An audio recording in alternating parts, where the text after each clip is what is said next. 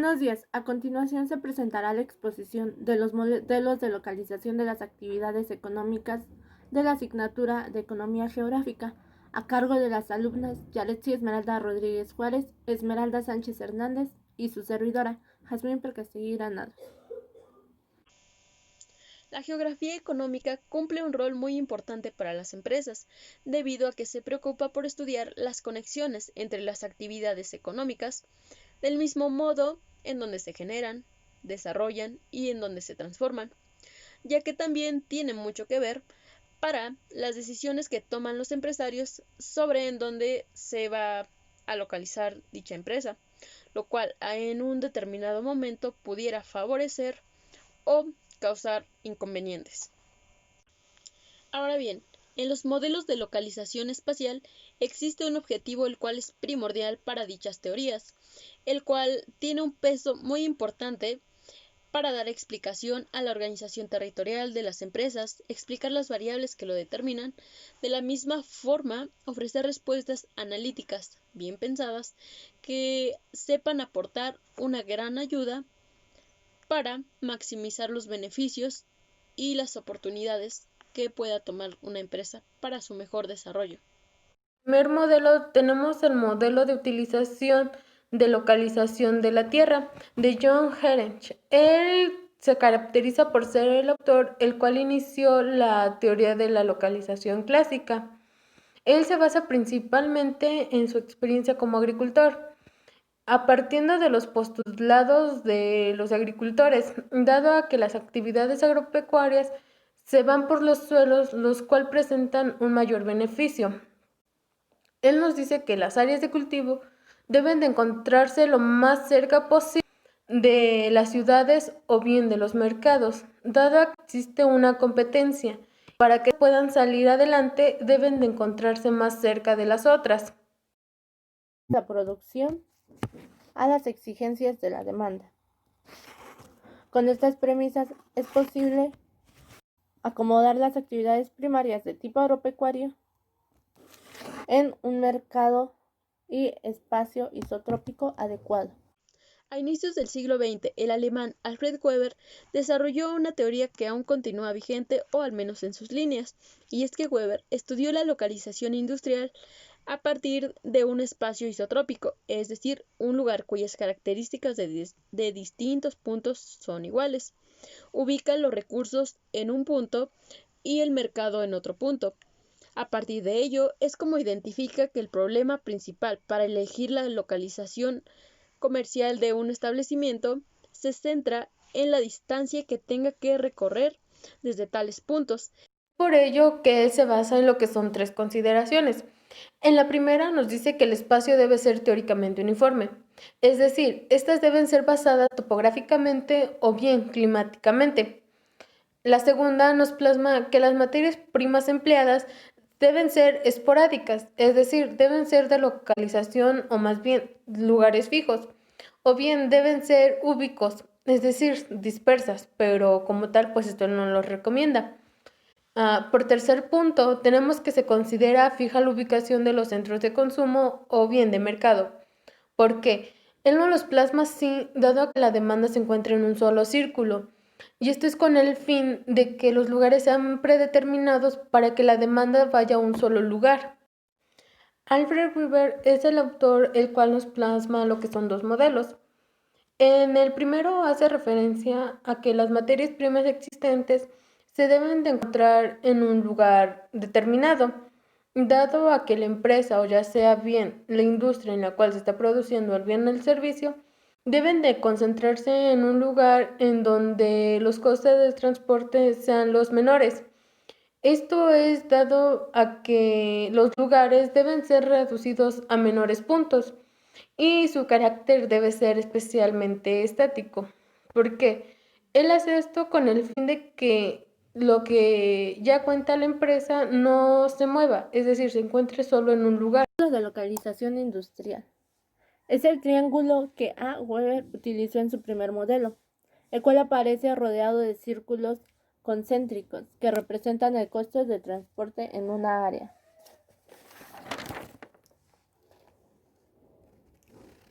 En este triángulo, el punto L es quien indica la ubicación óptima. Los círculos concentrados representan el coste de transporte de cierta área. Cabe mencionar que a estos círculos se les denomina isólapan. Los límites que se centran entre los costes de transporte y el ahorro de la fuerza de trabajo en el isólapan de trabajo crítico. En un segundo modelo, Weber considera la importancia del coste de la mano de obra y de las economías de aglomeración, debido a que cuando estos factores no van uniformemente, el ahorro que se obtiene por instalar la planta, donde además son más baratos, puede recompensar el aumento del coste de transporte y se ejemplifica en el siguiente triángulo. Pero no obstante, es por ello que existen otros modelos de localización industrial. Estas teorías son principalmente basadas en el área unificada de un estudio denominado localización de instalaciones. Estas son dadas a partir de los años 70 del siglo XX, porque estas surgen por los problemas de localización de elementos esenciales, dado a que para esto debe de existir un proceso de decisión en el cual se deben de establecer las ubicaciones de las instalaciones. ¿Por qué? Estas teorías deben ser basadas en que las instalaciones deben ser en un lugar predeterminado y estas deben ser de restricciones geográficas tanto como para la instalación como para el cliente. Dentro de las teorías de localización, el área unificada de estudio denominado localización de instalaciones emerge en la década de los años 70 del siglo XX, en donde las investigaciones de Hakimi en 1964 se establecieron resultados importantes en la teoría de localización, quien generó un gran interés en los investigadores. Los problemas de localización, en su forma más general, se pueden describir de la siguiente manera, es decir, como un conjunto de clientes distribuidos espacialmente en un área geográfica que demandan un cierto producto o servicio. Dentro de los problemas de localización se pueden identificar tres elementos esenciales. El primero de ellos son las instalaciones, las cuales denotan un conjunto de objetos que serán localizados para proporcionar un servicio o producto. El segundo de estos es el proceso de decisión, que establece dónde se deben ubicar las instalaciones en el territorio deseado. Y por último, los requerimientos de los clientes y las restricciones geográficas. August Lodge publica su teoría económica espacial en el año 1938, siendo el primero en presentar un sistema completo del equilibrio general, y en tal modelo describió las interrelaciones de las diversas localizaciones, por lo cual imprimió así una dinámica del sistema de localización en la escuela neoclásica. August Lodge pretendía encontrar la localización del beneficio máximo comparando los costes de producción en localizaciones alternativas y el área de mercado que pudiese ser controlada por ellas. Además, este autor daba mayor importancia a la obtención del beneficio máximo que al mínimo coste, es decir, él aprovechaba cualquier opción, cualquier parte de un lugar para... Ahora tenemos lo que son sus 4 modelos que él nos da a conocer. En el primero nos dice que este debe ser representado por una empresa, en la cual su mercado debe ser representado a diversas regiones. En el segundo modelo, él nos dice que este debe representar las existencias de una empresa en una misma localización, es decir, estas deben ser expuestas en un mismo territorio. En su tercer modelo, él nos dice que estas empresas deben ser de una fuente de materias primas. ¿Por qué? Porque estas son compactadas a una red de un mercado. Y por último, tenemos su cuarto modelo. Nos dice que estas son pequeñas empresas las cuales se aproximan al consumidor, es decir, solo ofertan su producto a cierto cliente. El modelo de Smith, 1979, se enmarca en lo que se denomina modelos integrados. Este es un esquema conceptual que introduce nuevas variables. En el centro se encuentra la transformación de inputs. Estos son la creación de valor añadido. El proceso de transformación es puramente técnico y está definido como una función productiva que varía según el sistema económico y la tecnología adoptada. La producción atiende a las necesidades humanas y los deseos. El mercado señala las preferencias individuales y cada vez más las empresas pueden crear necesidades, es decir, publicidad, moviendo así a los consumidores hacia un determinado comportamiento en relación con el producto. A partir de los años, estas teorías creadas por los distintos autores han sido una fuerza dentro de la localización económica, y es que la teoría de Christaller, igual que la de von Thuner o Weber, han tenido numerosos críticos que han señalado su rígido esquematismo geométrico y también el significado que contiene para ellos. Ausloch modificó más tarde esta teoría, por lo cual utilizó principios de organización urbana más complejos y una red no estática que giraba en torno al centro principal. Por su parte, Berry y Garrison eliminaron esta hipótesis de la llanura isotrópica que se comentaba hace unos instantes y conservaron algunas ideas que eran fundamentales del modelo de Christaller: jerarquía de ciudades por la diferente concentración de funciones urbanas y la desigual distribución de la población en estas ciudades. Continuando, tenemos lo que es el modelo de concentración de las industriales de Alfred Marshall, es decir, en los distritos industriales, así es como él lo definió. Él se basa en la concentración de industrias de un lugar mediante las economías externas, pues este concepto hace referencia a lo que son las ventajas que se obtienen en las empresas próximas. Es por ello que él nos dice que estos deben ser en un lugar territorial y su área debe ser predeterminada o ya sea bien restringida.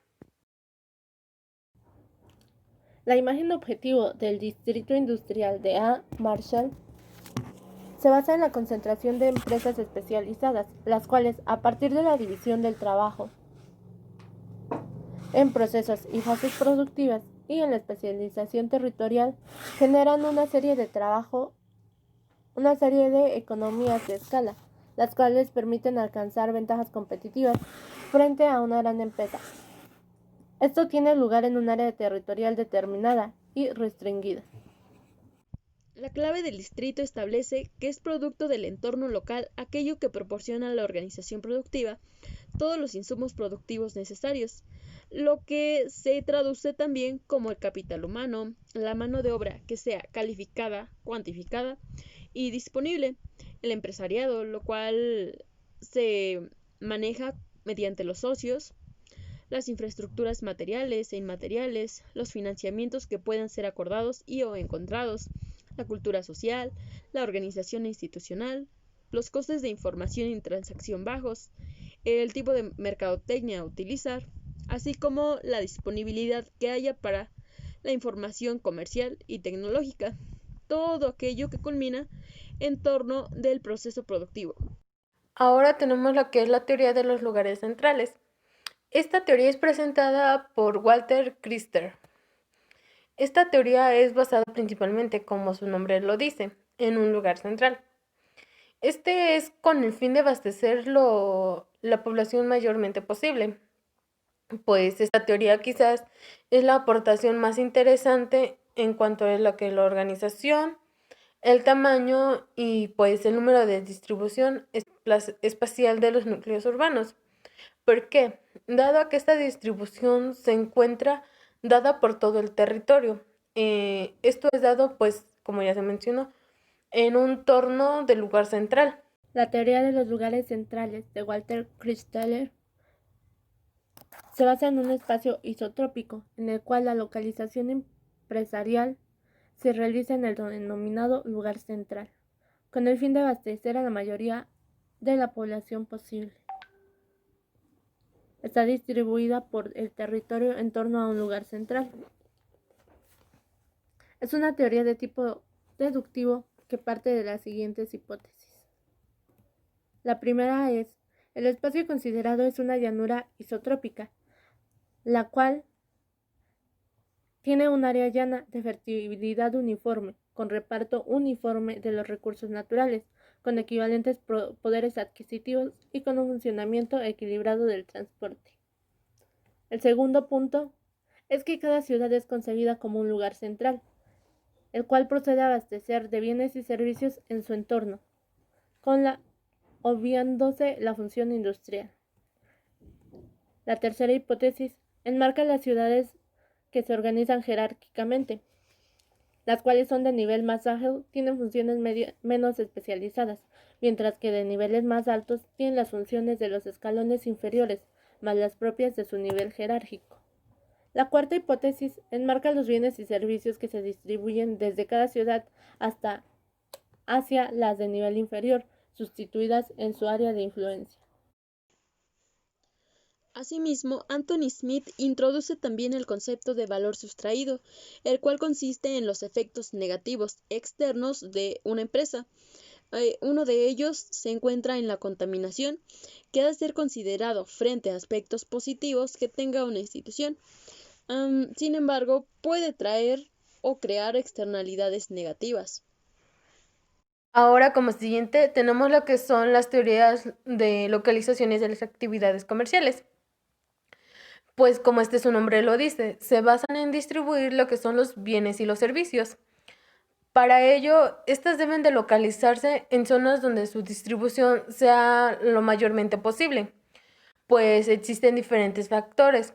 Los básicos son los de localización comercial, pues estos son de volumen de la población y también pues depende el área donde se encuentran, así como la accesibilidad y factibilidad de transporte. Pues estos son factores de suma importancia para que estos puedan distribuirse pues mejormente y ofrecer un mejor servicio.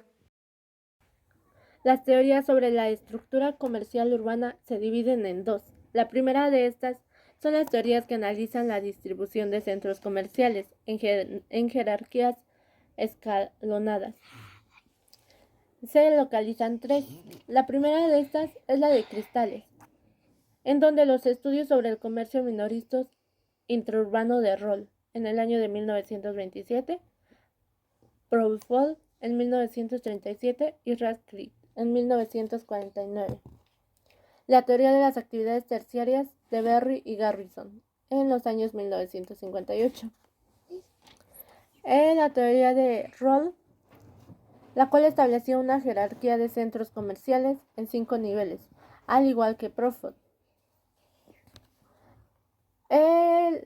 De igual manera se dividen en las teorías que estudian la organización de los lugares centrales, las cuales estudian la organización de los lugares centrales a lo largo de un continuo y no de un modo jerarquizado, como son las de Rothschild, quien demostró que es también posible un sistema que produzca un continuo de lugares centrales intraurbanos, dado que el consumidor no siempre tiene por qué ir necesariamente al comercio más cercano.